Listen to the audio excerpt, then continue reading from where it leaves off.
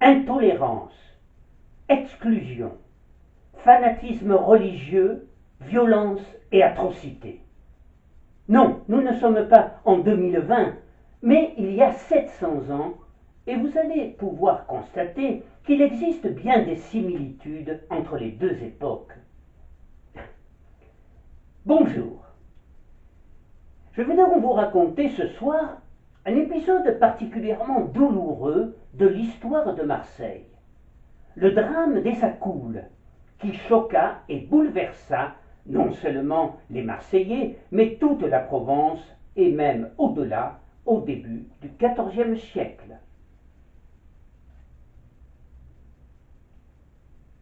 Ce matin-là, de l'année 1318, Renaud le moine, l'air très préoccupé et en maugréant dans sa barbe, se rendait dans la partie haute de la ville où il participait en tant qu'architecte à la rénovation de la tour Amiel. Nous étions en mars, mais il faisait déjà doux et le ciel était pur et bleu. Alors qu'il approchait du palais épiscopal, sur la butte des Carmes, où l'évêque résidait, non loin de l'église Saint-Cana, et allait se diriger vers la tour Amiel, il remarqua, attaché au bord du chemin, un assez beau coursier dont le cavalier s'était éloigné, vraisemblablement pour se dégourdir les jambes ou assouvir un besoin naturel, après une assez longue cavalcade. Renaud n'y aurait sans doute guère prêté attention si la proximité du palais de l'évêque n'avait laissé deviner sa destination. Soudain, alors que Renaud dépassait le cheval, son regard fut comme accroché par le monogramme brodé sur son tapis de selle. Un M, un L, puis à nouveau un M. Son cœur se serra. Au même instant, le cavalier revenait et s'arrêta à quelques mètres de lui, comme frappé de foudre. Michel le moine, grand inquisiteur de Provence et du Dauphiné, ne s'était pas attendu à tomber si tôt sur son frère en arrivant à Marseille, et la surprise était partagée. « Je croyais, lui dit Renaud, sur un ton de reproche, ne jamais vous revoir. » Michel se précipita alors vers lui en criant « Eh bien, tu ne m'embrasses pas ?» et il le serra affectueusement entre ses bras. Très ému, mais feignant l'indifférence, Renaud lui lança alors « Quel bon vent !»« Plutôt mauvais, » répondit Michel. « Je vais tenter d'éradiquer un mal endémique qui touche ce pays. » Reprenant son ton de reproche, Renaud lui répondit aussitôt « Ah, je vous plains d'avoir à endosser ce vilain rôle. »« Pardon, » rectifia Michel. « C'est moi qui vous plains, mon frère, de vous faire le complice de ces gens en essayant de les défendre. »« Je n'essaie pas de les défendre, mais je désapprouve l'acharnement que vous allez mettre sans doute à les condamner. » « Je ne ferai que mon devoir, comme je l'ai toujours fait, et je le ferai jusqu'au bout. » Ces derniers mots avaient été prononcés avec une grande froideur. « Je suis bien triste en vous écoutant, » reprit alors Renaud, « et c'est une journée sinistre qui commence. Et vous, j'imagine que vous êtes aux anges. » Vous vous méprenez sur mes sentiments. Je n'ai aucune haine envers ces malheureux qui se sont fourvoyés en s'opposant à la Sainte Église, et croyez-moi, je m'efforcerai de les ramener sur le droit chemin.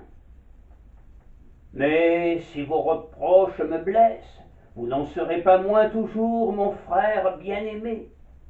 Je n'oublie rien de tout ce que nous avons vécu ensemble. Michel eut un long et profond soupir et s'éloigna rapidement, alors que, sortant de son palais, l'évêque, monseigneur Raymond Robaudy, venait à sa rencontre. Quelques minutes après, une voix forte et déterminée, afin que son frère puisse l'entendre, il se lança dans une diatribe inouïe contre les petits frères de l'ordre des fraticelles, leur doctrine, leur vie, leurs mœurs, et dénonça en termes crus et virulents leur état même de pauvreté, approuvé ostensiblement par l'évêque et sa suite qui acclamèrent le grand inquisiteur. Ah, tout cela ne pressentait rien de bon pour ces petits moines dont le procès était imminent. Pourtant, Renaud ne pensait alors qu'à une condamnation de prison. 2 jours plus tard, il rentrait chez lui, dans le quartier de Saint-Jean, et trouve à sa maison son dessus-dessous. Mais rien ne lui avait été dérobé. Dans l'au-là, il poussa un cri d'horreur. Son chien égorgé gisait dans une mare de sang. Des menaces de mort étaient placardées dans toute la maison. Qui donc pouvait lui en vouloir autant et tenter de l'impressionner de telle manière? Deux hommes de l'Inquisition, qui n'ignoraient pas qu'ils soutenaient depuis des mois les minorités prônant la pauvreté et le retour à une église humble et pauvre, ou d'autres qui, à cause de son nom et de son lien de parenté avec Michel, l'assimilaient à celui-ci et tentaient de lui faire passer un avertissement et, à travers lui, à son frère, à quelques jours du début du procès. Mais il ne croyait guère à cette hypothèse. Pour lui, c'était bien l'Inquisition qui le visait. Cependant, c'était mal le connaître que de croire qu'il céderait à la panique à la suite de ces intimidations infâmes. Le procès des fraticelles s'ouvrit donc le 5 mai 1318, en plein air et en public, sur le parvis de l'église des Accoules, qui constituait alors, après la Major, la 2e paroisse de Marseille. Vaste monument gothique, dominé par une tour, qui devait son nom aux arceaux, arcs-boutants, soutenant la nef et appelée Ancoule, en provençal de Marseille, elle s'élevait parallèlement à la rue Caisserie. Le clocher reste aujourd'hui le seul vestige de l'église détruite sous la Révolution pendant la Terreur. Au XIIIe siècle, l'église des Accoules jouait un rôle essentiel dans la vie de la cité.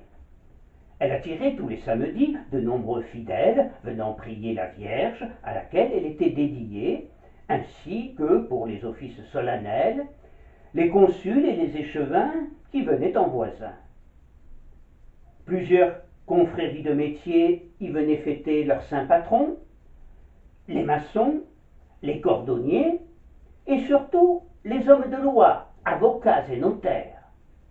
Chaque année, le 2 février, la puissante confrérie des notaires assistait aux Accoules à une grande messe suivie de la bénédiction des cierges.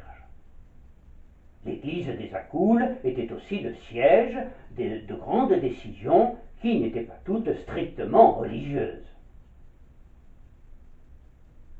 Parmi les 5 accusés qui allaient être jugés ce 5 mai 1318, se trouvait un certain Jean Barani, l'air serein. L'affaire fut menée tambour battant. Pour Michel, le grand inquisiteur, ce procès était celui de la dernière chance pour ces hommes qui persistaient dans leurs croyances. Les 5 frérots sont là, au pied de la tribune, les traits émaciés, teint livide et visage défait, conscients de leur situation mais déterminés et la tête haute. Barani, le plus vaillant des 5, interrogé par les juges, tenta d'expliquer leur position. Par une complète austérité et par le dénuement, on peut parvenir à maîtriser son corps et son esprit et arriver à la perfection évangélique. C'est ce que nous nous efforçons de faire dans notre vie de tous les jours. Viser la perfection en ce monde, quel orgueil! En avez-vous conscience? S'écria alors Étienne Martin, juge des terres de l'évêché. La perfection, nous sommes sûrs de l'atteindre par notre pauvreté. Ce n'est pas de l'orgueil, mais une légitime fierté. C'est notre très haute pauvreté qui nous établit héritiers et rois du royaume des cieux, parce que nous respectons la pauvreté du Christ et de ses apôtres. Notre Église est spirituelle face à l'Église charnelle, attachée aux biens de ce monde. Ainsi devrions-nous seuls administrer les sacrements. Michel s'écria alors en se levant.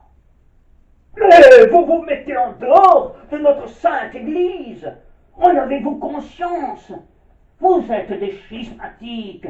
Vous mettez en danger l'unité de votre ordre et de l'Église que vous insultez en la traitant de grande Babylone.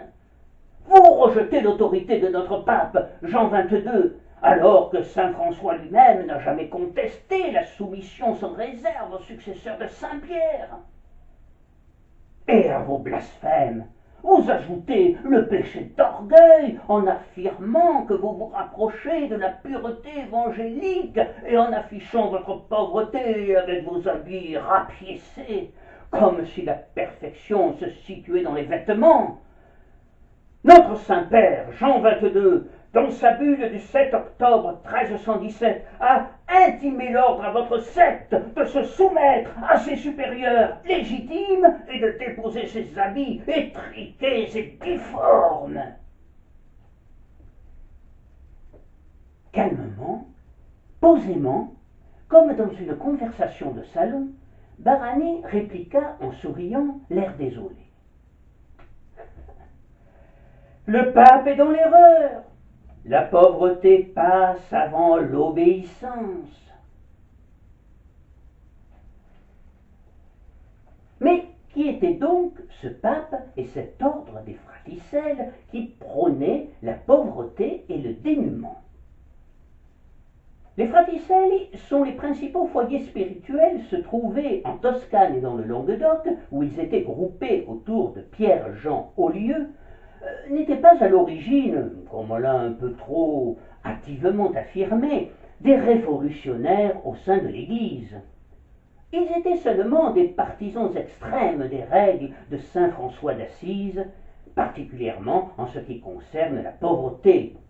Ils considéraient la richesse de l'Église comme scandaleuse et condamnaient avec virulence les prélats débauchés, les fausses vocations, les enrichissements honteux, les trafics d'indulgence et l'arrogance des riches monastères qui restaient aveugles et sourds à la misère des pauvres gens qu'ils exploitaient honteusement. Ce sont ces scandales infâmes qui les conduisirent progressivement à une révolte ouverte contre l'autorité entière de l'Église. En décembre 1294, après l'abdication forcée du pape Célestin V, qui avait pratiqué lui-même la vie érémitique dans la pauvreté et les avait autorisés à vivre entre eux selon leur idéal d'absolue pauvreté, les fraticelles durent reprendre leur bâton de pèlerin et émigrèrent en Grèce, puis, quelques années plus tard, ils purent rentrer en Italie, mais le mouvement franciscain prit ses distances envers ces enfants trop enclins à appliquer à la lettre les préceptes de saint François. C'est vers 1300 que les fraticelles commencèrent à s'établir en Provence. Puis un tout petit groupe s'installa à Aix, à Marseille et dans ses environs. La cité phocéenne était alors sous la coupe de la maison d'Anjou depuis 1257. Et le prince d'Anjou assurait l'administration, les finances et la politique étrangère de Marseille. Toutefois, la ville avait sauvegardé ses privilèges judiciaires, les franchises d'outre-mer, le droit de battre monnaie et de nommer les consuls à l'étranger. Elle s'était considérablement agrandie en quelques années, notamment vers la rive est du port, sur le plan fourmilier, où débouchera plus tard la Canebière, et vers les banlieues. Elle était ouverte sur le monde et sa prospérité attirait les étrangers. À Marseille, on ne faisait pas de discrimination. Des Siennois, des Florentins, spécialisés dans les opérations de crédit et de change, des gens venus de Cahors ou de Figeac, habiles dans les trafics de haute mer, passaient à Marseille quelques jours ou quelques mois. Ils logeaient dans les auberges, nombreuses et accueillantes, et retrouvaient les marins du cabotage, catalans, génois, narbonnais, à l'hôtel de la Benrère, au Cheval Blanc ou à l'auberge de Bertrand Perel, dont un descendant s'illustrera quelques siècles plus tard lors de la Révolution française, Honoré Gabriel Riquetti, marquis de Mirabeau. De l'aurore au crépuscule règne une activité débordante dans les rues et sur les places où le commerce est roi. De nombreuses rues sont alors interdites aux voitures. Je peux parler évidemment des véhicules hippomobiles. Ce sont en quelque sorte des rues piétonnières avant la lettre.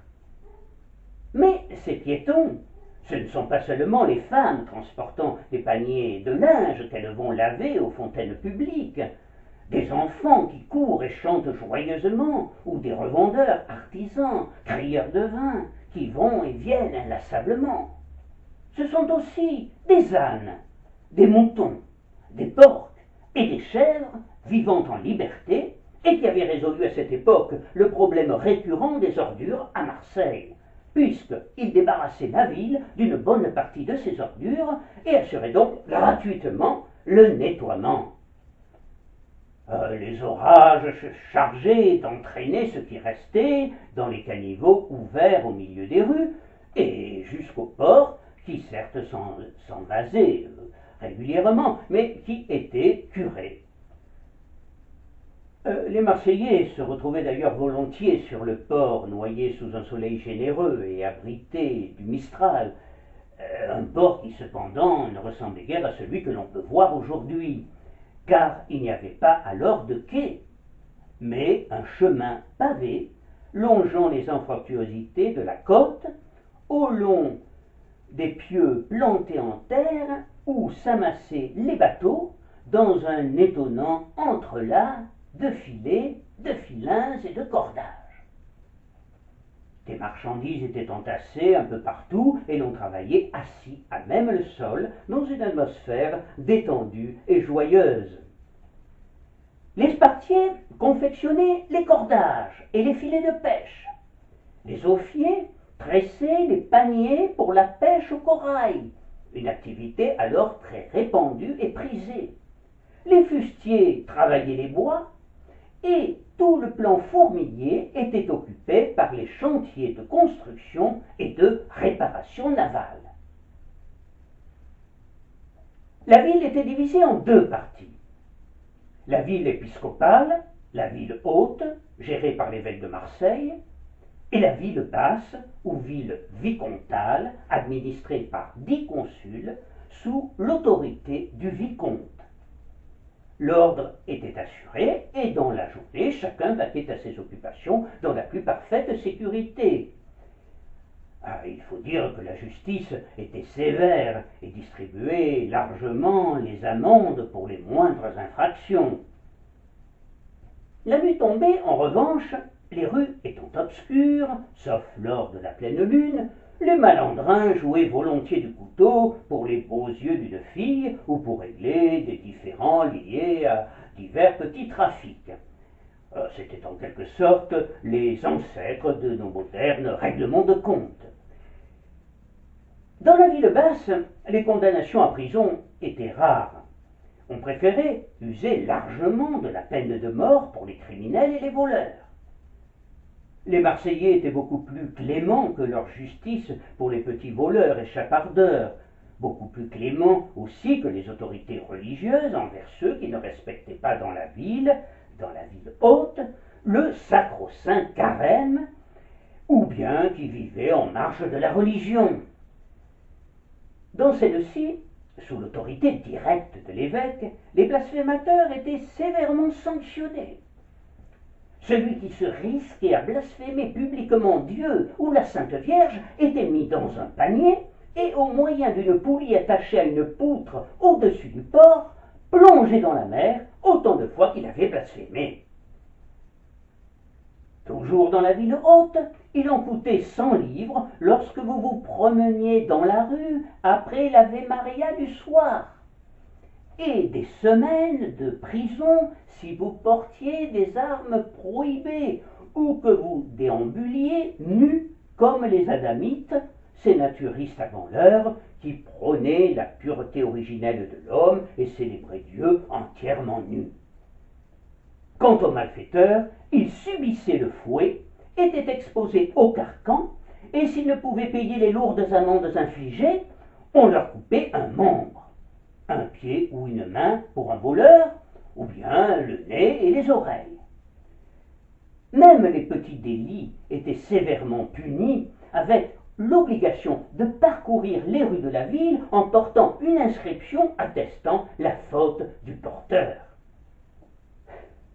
On ne plaisantait pas à l'époque avec la sécurité à Marseille, particulièrement dans la ville haute.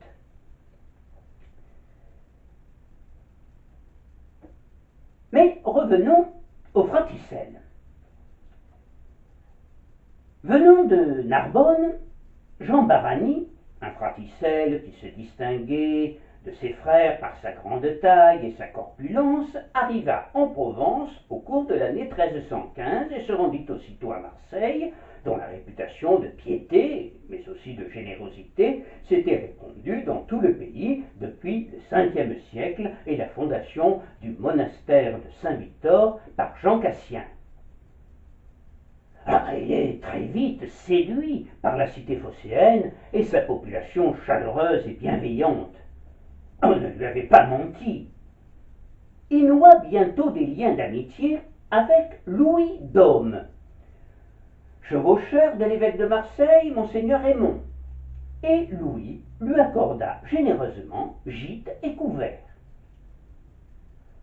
Les fraticelles s'étaient bien intégrés à Marseille et soulevaient l'admiration et l'étonnement quand on les voyait distribuer à plus pauvres qu'eux le peu qu'ils possédaient ou qu'on leur donnait par charité. Le sentiment religieux populaire s'exprimait avec une prédilection particulière dans la dévotion aux saints, une dévotion qui déplaçait les foules dans la prière et les chants.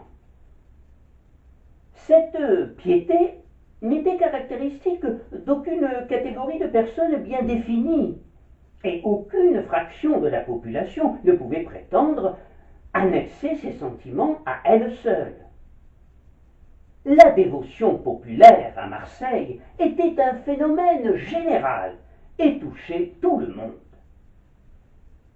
Elle s'exprima encore de façon spectaculaire avec la mort à Brignoles en août 1297 de Louis d'Anjou, petit-neveu du roi de France Louis IX, Saint-Louis, Louis d'Anjou dont la générosité avec les pauvres et la piété étaient de notoriété publique. Dès que son corps fut enseveli dans l'église des frères mineurs de Marseille, 8 jours après sa mort, des guérisons miraculeuses vinrent confirmer sa réputation de sainteté. Marseille détenait donc les restes d'un saint, et qui plus est d'un thaumaturge dont la puissance surnaturelle parut bientôt hors de pair aux Marseillais, et des processions commencèrent à s'organiser spontanément, et des miracles, dit-on, s'accomplirent sur sa tombe. Louis d'Anjou sera d'ailleurs canonisé en avril 1317 et deviendra Saint Louis d'Anjou. En 1318, cette ferveur ne s'était nullement relâchée, bien au contraire. On comprend mieux dans ce contexte que ces fraticelles, qui passaient leur journée dans la prière et faisaient montre de tant de générosité et d'abnégation, devinrent très vite pour les Marseillais des candidats sérieux à la sainteté.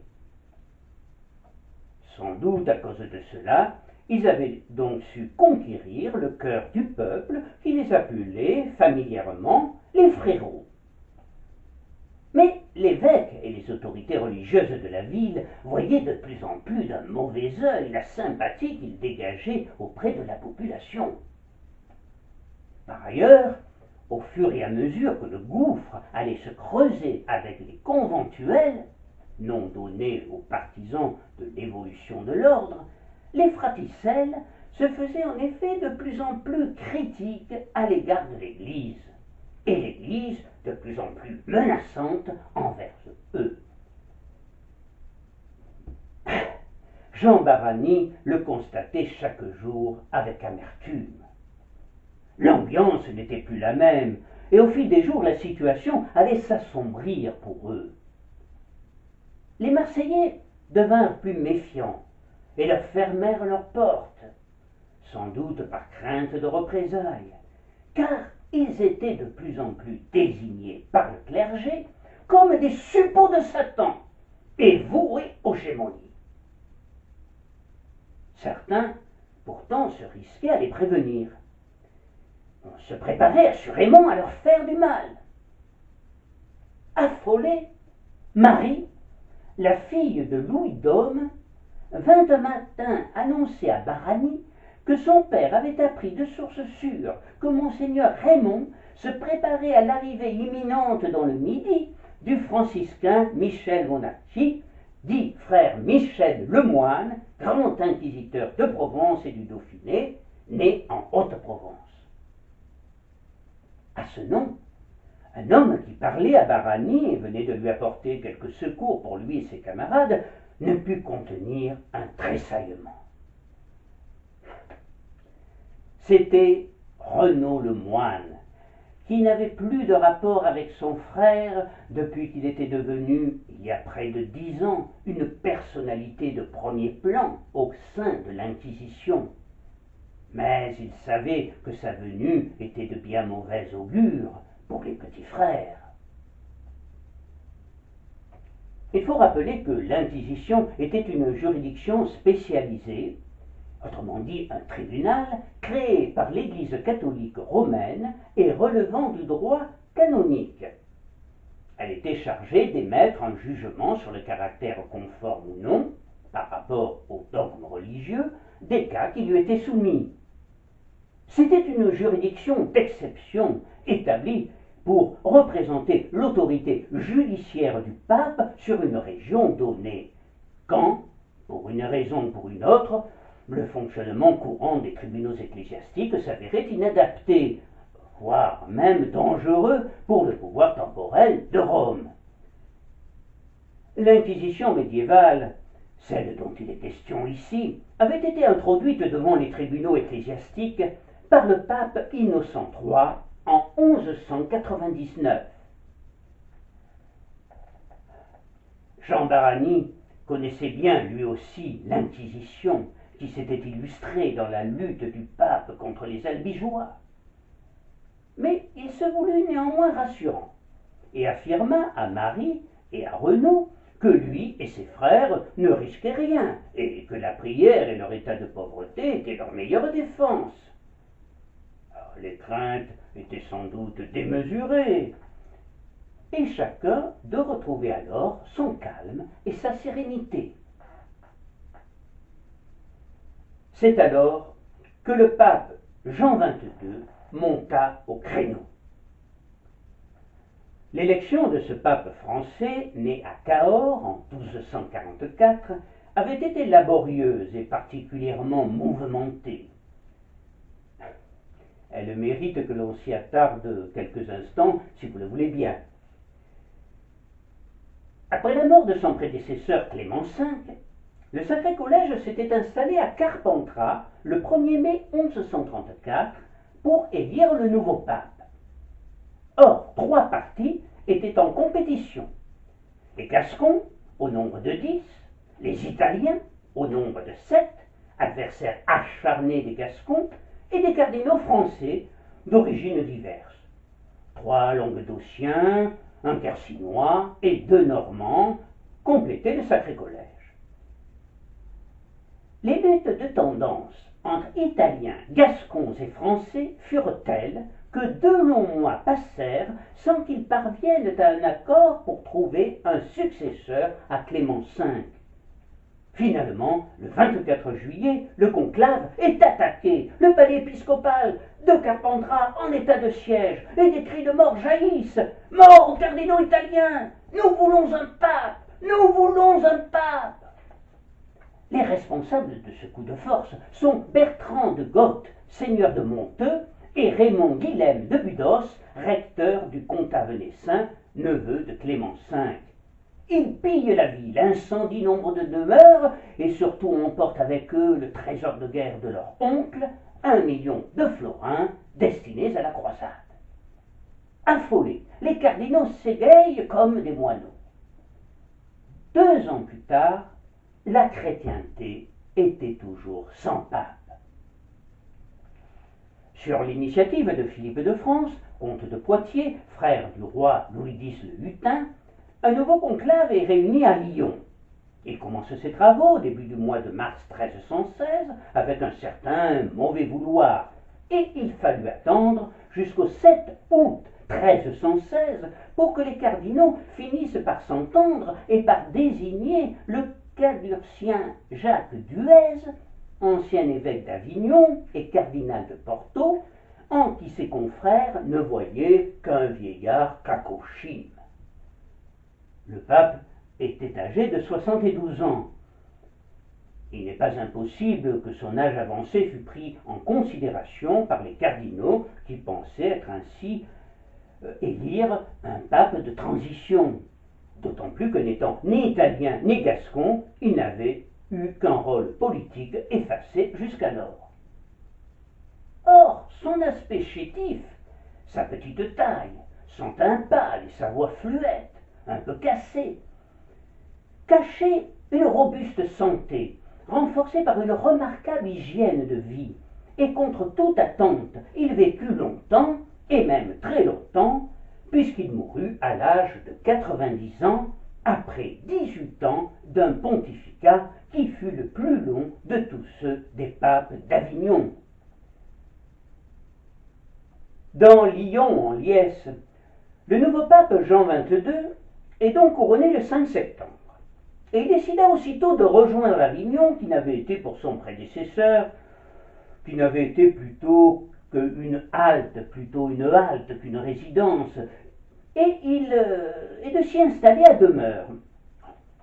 Et c'est en grande pompe que le souverain pontife débarqua au pied du pont Saint-Bénézé le 2 octobre 1316, et il aménagea aussitôt dans le palais épiscopal qu'il avait longtemps occupé.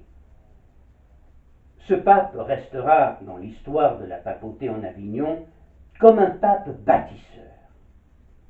À peine installé, depuis un trimestre, il fait construire un château neuf, dans ce qui allait devenir château neuf du pape, et il n'hésitera pas à mettre sur la table 3000 florins pour sa restauration. Dans le même temps, il fera planter, par des vignerons venus de Cahors, le premier vignoble pontifical. Comme on l'aura compris, il était grand amateur de bon vin, et il décidera également d'acquérir auprès de Jean II, dauphin du Viennois, le terroir et la ville de Valréas. Quelques années plus tard, il achètera à Giraud Amic de Sabrance son vignoble de Séoul, aujourd'hui Silla, sur le terroir de Saint-Saturnin-les-Aptes. Les dossiers qui attendaient le nouveau pape étaient nombreux et épineux, notamment celui des vœux de pauvreté des premiers chrétiens. Toute la chrétienté était secouée de façon de plus en plus violente par un profond débat sur la pauvreté de l'Église. Il avait été initié par les franciscains et avait en leur sein même provoqué des fractions. L'ordre des frères mineurs se divisant, comme on l'a vu, en conventuels et spirituels.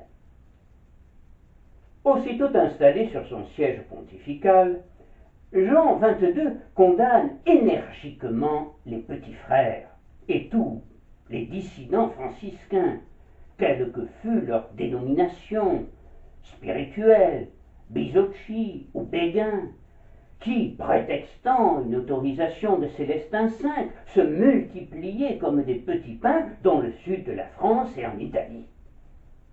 Mais les Fraticelli refusèrent de se soumettre.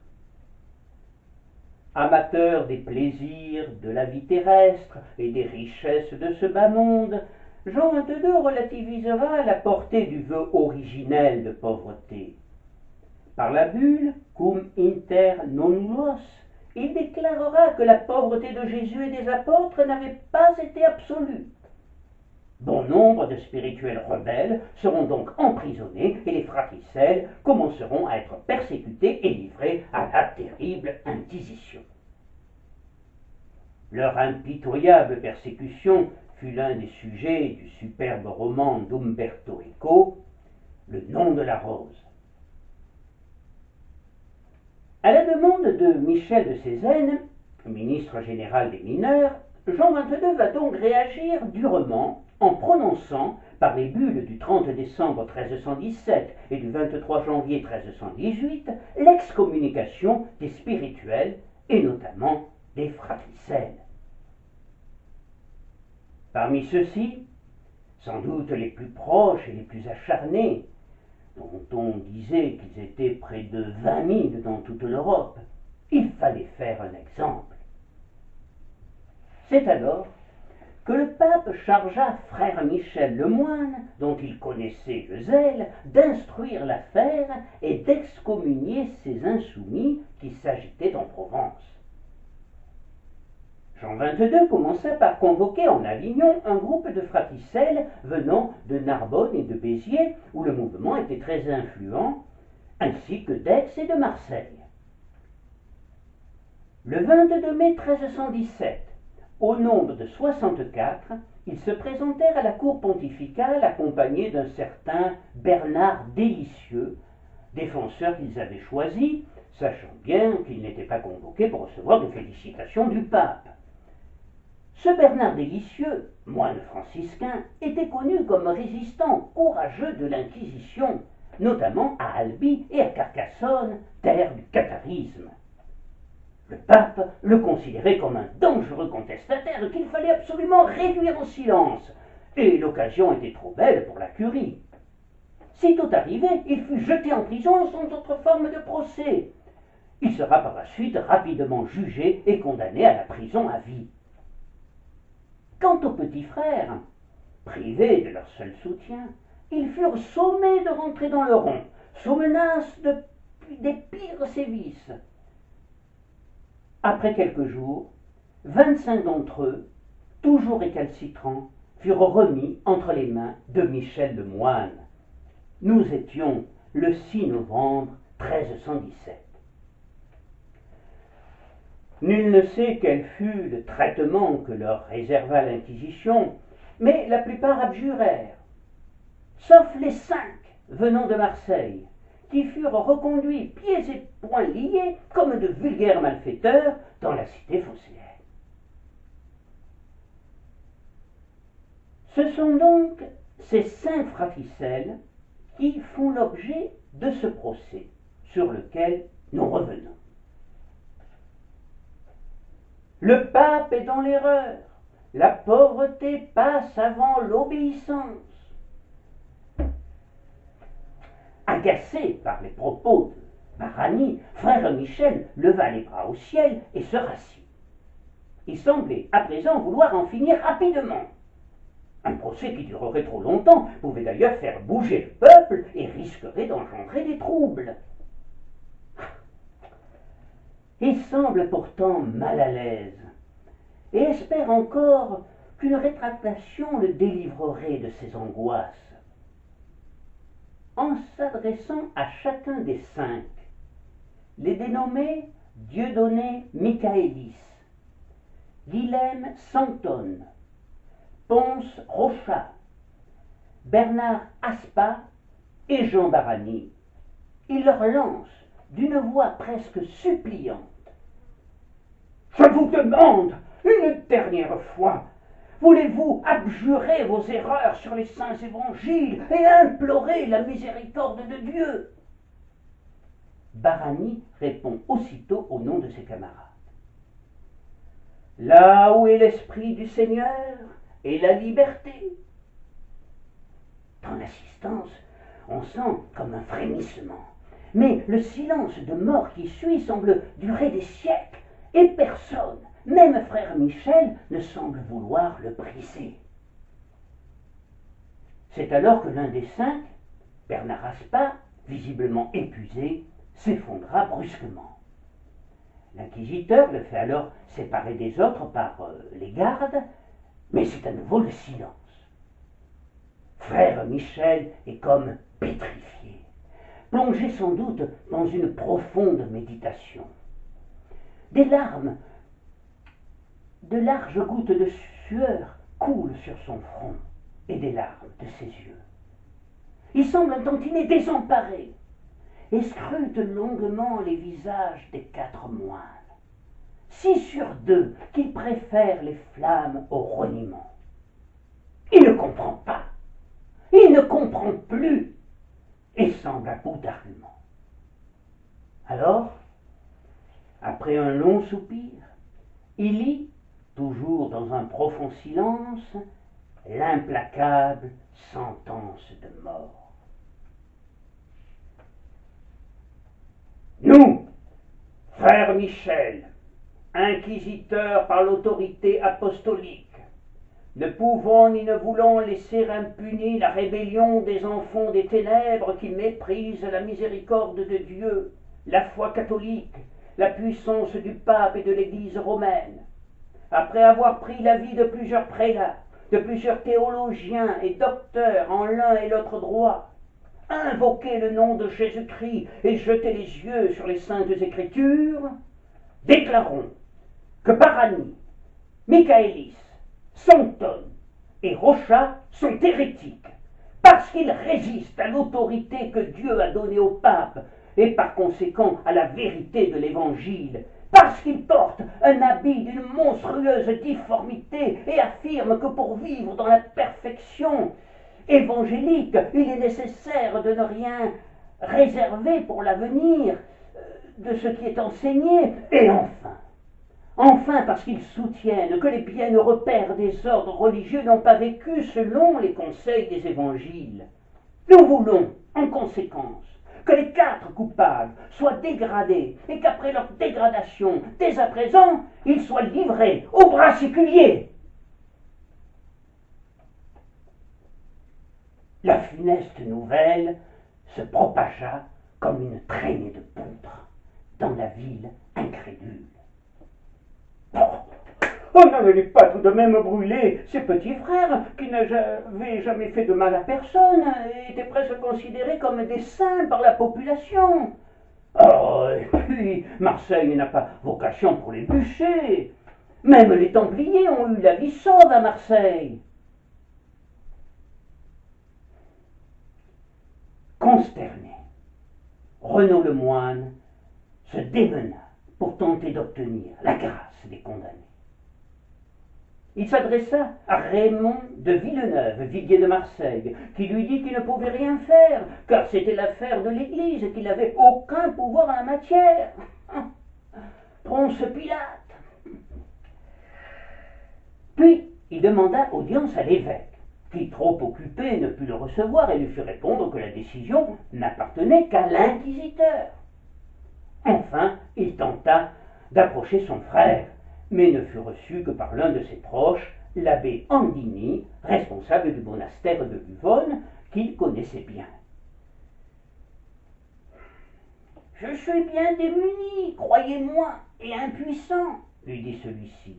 Et comme frère Michel, je ne suis pas insensible, et nous éprouvons une profonde compassion et du respect pour le courage de ces malheureux. Mais enfin, que peut-on leur reprocher, sinon leur pauvreté? Une seule chose, mon fils, une seule, avoir prêché la désobéissance à notre Saint-Père, le pape, et ainsi remis en cause les règles de notre Sainte Église. La mansuétude serait un crime envers Dieu et son représentant sur terre. Renaud comprit que tout était dit et s'en retourna, effondré, sur son chantier de la tour à miel, et il n'assistera pas au supplice des petits frères qui eut lieu le 7 mai 1318, le surlendemain du procès.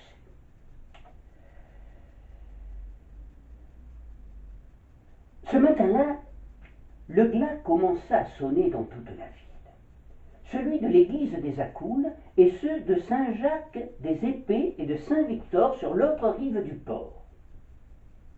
L'exécution de la funeste sentence de mort se déroula à proximité de l'église des Accoules, dans le grand cimetière.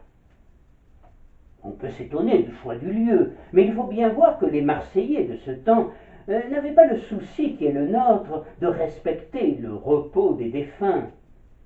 Le cimetière était souvent le lieu de réunion publique où l'on parlait au milieu des tombes de tout ce qui intéressait les vivants. En fait, c'était sans doute en ce temps-là une manière d'associer les défunts à la vie de la cité et de leur montrer qu'on n'oubliait pas le rôle qu'ils avaient joué de leur temps. C'est donc dans le grand cimetière des Accoules, à l'emplacement même où avait été proclamé en 1214 ce que l'on appellera la République marseillaise du XIIIe siècle, que furent dressés au cours de la nuit 4 bûchers. Ces bûchers étaient encadrés par des hommes de garde, hallebardes au poing, qui contenaient une foule dense venue de tous les points de la ville et composée de toutes les classes et les confréries de la société. Une foule hébétée qui n'en croyait pas ses yeux. Des bûchers à Marseille, prêts à l'emploi. On n'avait jamais vu cela dans la cité phocéenne. Et c'est avec le sentiment de vivre un moment dramatique exceptionnel que les Marseillais virent s'avancer, sortant de l'église des Accoules, une lente procession se dirigeant vers une tribune édifiée face au bûcher. Précédés par des moines portant un haut crucifix, l'évêque de Marseille, monseigneur Raymond, apparut dans ses habits épiscopaux enrichis de perles et de pierres, coiffé de la mitre, avec à ses côtés frère Michel le moine, le grand inquisiteur, vêtu de l'austère bure brune et blanche des franciscains, et accompagné d'un moine portant un coussin de velours noir brodé d'or sur lequel reposaient les évangiles. Des mouvements, des rumeurs, des cris jaillirent alors de la foule. Un important cortège suivait les deux hommes, et la foule put reconnaître les têtes bien connues des Marseillais. Hugues, le prieur du couvent des frères prêcheurs, Raymond, le truculent abbé de Silvecane, l'abbé Andini, Raymond de Villeneuve, viguier de Marseille, et d'autres moins connus ou ignorés, comme les magistrats, ceux de la ville haute comme de la ville basse. Tout ce beau monde s'installa sur la tribune. Puis le silence se fit à nouveau lorsque, chargés de fer, dans leurs costumes de franciscains, pieds nus, les frérots, entourés de gardes, apparurent à leur tour et immédiatement furent dépouillés de leurs robes de franciscains. L'aide-bourreau leur rasa la tête, puis ils furent solidement attachés à leurs poteaux de torture respectifs. Dans la foule atterrée, certains croyaient encore à un miracle, une grâce pour tous. Mais plus rien ne pouvait désormais empêcher l'accomplissement de cet acte abominable, et la sentence s'exécuta inexorablement. Le calme et la sérénité des suppliciés bouleversèrent les Marseillais. Jamais ils ne faiblirent, et jusqu'à la dernière seconde, leur détermination resta intacte. Allez, et mourons s'il le faut pour celui qui daigna mourir pour nous. Les flammes commencèrent bientôt à crépiter et à monter lentement. Des femmes pleurent, beaucoup se signent et tombent à genoux. Moins d'un quart d'heure plus tard, une fumée noire enveloppa les corps des suppliciés et la foule, en état de choc, quitta lentement le cimetière des Accoules, encore incrédules malgré ce que leurs yeux venaient de voir. Ce n'est que 2 jours plus tard que le Mistral, étonnamment absent ce jour fatidique, revint et dispersa les cendres et les fumées aux 4 coins de la ville. Frère Michel avait quitté Marseille le lendemain même de cette tragique journée, comme s'il avait voulu échapper le plus tôt possible aux images atroces qui le hantaient, celles de ces malheureuses victimes.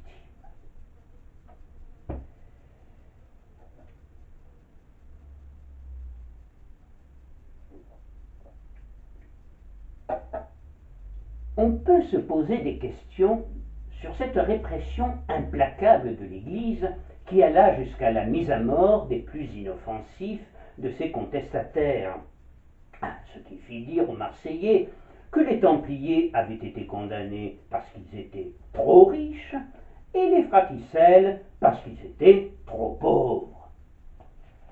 Mais, motif d'indignation et de questionnement supplémentaires pour les Marseillais, alors que les Templiers avaient pu sauver leur peau à défaut de leurs biens, aucun chevalier du Temple ne fut condamné à mort en Provence. Les Fraticelles avaient été brûlés vifs. Représentait-il un si grand danger? Et lequel?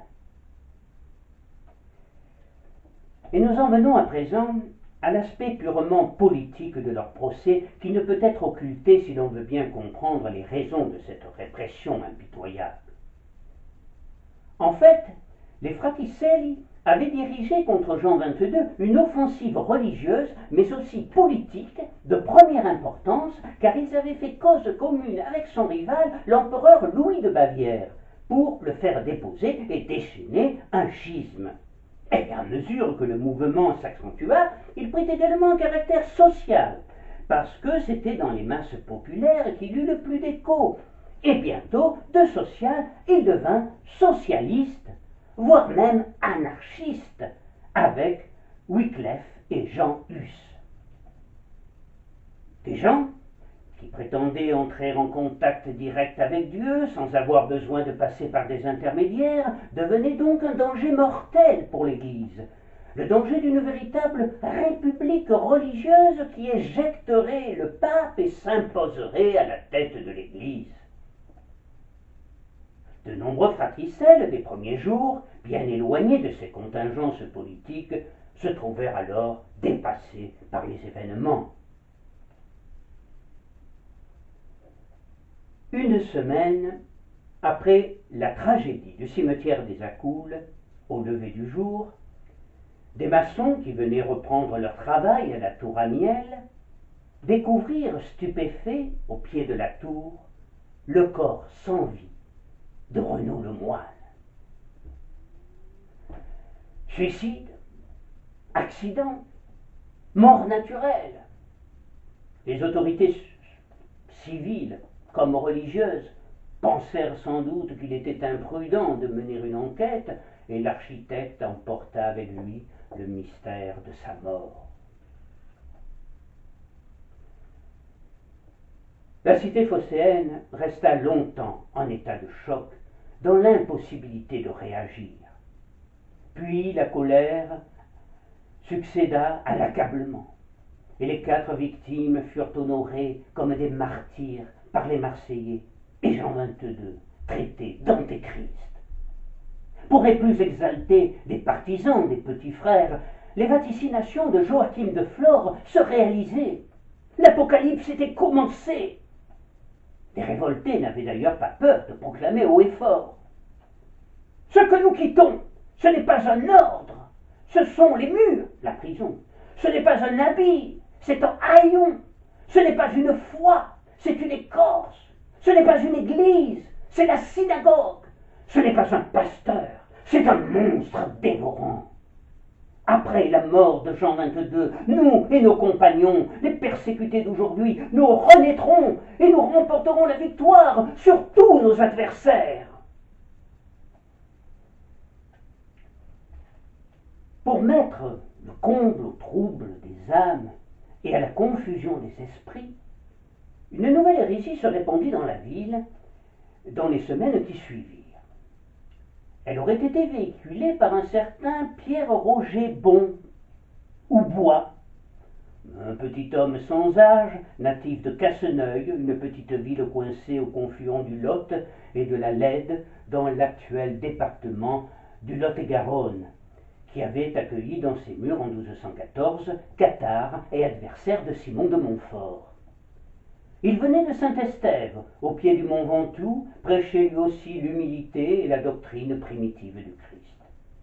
Mais de surcroît, il considérait que la puissance de Lucifer était égale à celle de Dieu, et que si l'on voulait faire pencher la balance des bons côtés, il fallait rejeter les biens matériels, l'argent et tous les plaisirs terrestres qui sont l'apanage du démon. Comme pour toutes les hérésies précédentes en Provence, qui furent réprimées par le fer et le feu, notamment dans le Luberon, celle-ci fut rapidement extirpée dans l'œuf, si j'ose dire, afin qu'elle ne puisse se propager. Pierre Roger et ses quelques fidèles furent promptement emprisonnés et bientôt ramèrent sur les galères, et on ne sait ce qu'ils devinrent. Cependant, à Marseille, le doute envahissait désormais même les plus sévères partisans de la répression. Les églises étaient boudées et l'évêque et ses proches étaient fréquemment conspués. L'excès de pareils crimes, je pense d'abord au supplice des 4 fratelli, soulevait désormais l'opinion publique, même au sein du clergé, et on commença à gracier les hérétiques, car on prit conscience qu'une telle politique du tout répressif était finalement contre-productive.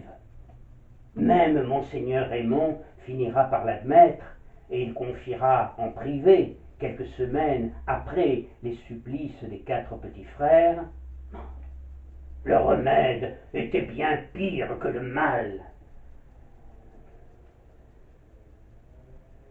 Le 28 décembre 1318, 3 jours après Noël, était célébrée dans toute la chrétienté, surtout en Europe occidentale, une grande fête liturgique commémorant solennellement le martyre des enfants innocents tués sur l'ordre du roi Hérode. À Marseille, ce 28 décembre, le massacre des innocents prit une ampleur inusitée dans toutes les églises et les cérémonies connurent un extraordinaire succès.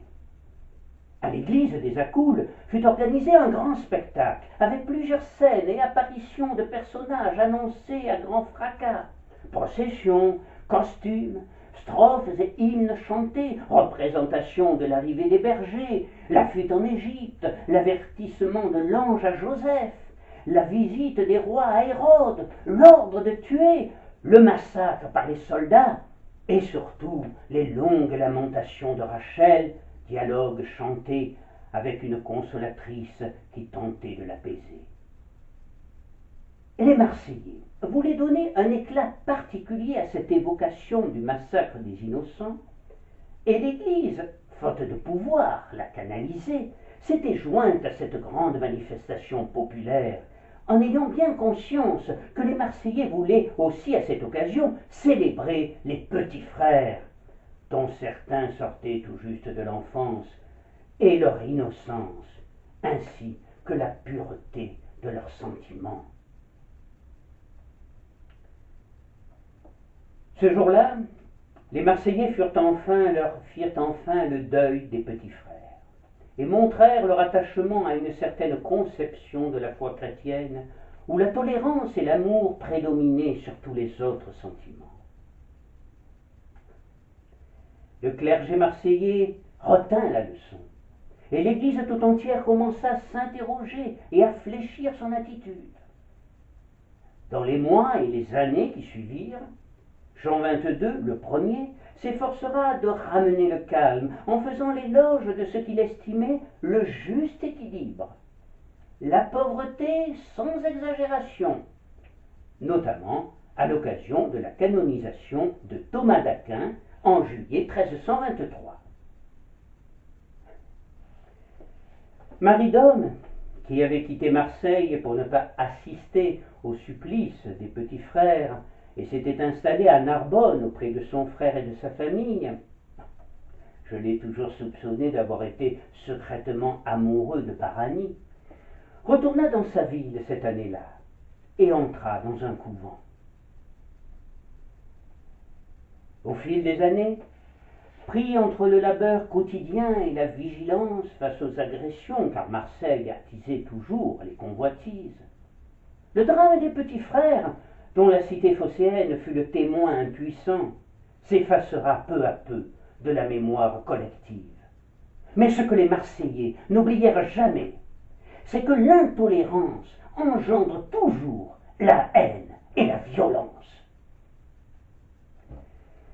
En des temps de suspicion et de sectarisme, ils prirent conscience qu'il fallait absolument rester fidèles à leurs valeurs, héritées de l'Antiquité. Pour rester digne de sa prestigieuse histoire, Marseille devrait toujours rester généreuse, fraternelle, tolérante et ouverte sur le monde et sur les autres, comme un nid d'aigle s'ouvre aux ailes des vaisseaux. Je vous remercie.